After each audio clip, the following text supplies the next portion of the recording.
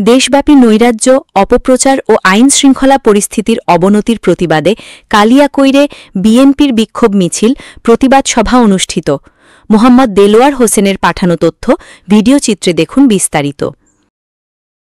দেশব্যাপী নৈরাজ্য, অপপ্রচার এবং আইনশৃঙ্খলা পরিস্থিতির চরম অবনতির প্রতিবাদে গাজীপুরের কালিয়াকৈরে বিক্ষোভ মিছিল ও সংক্ষিপ্ত সমাবেশ করেছে উপজেলা ও পৌর বিএনপি অঙ্গ এবং সহযোগী সংগঠনের নেতাকর্মীরা।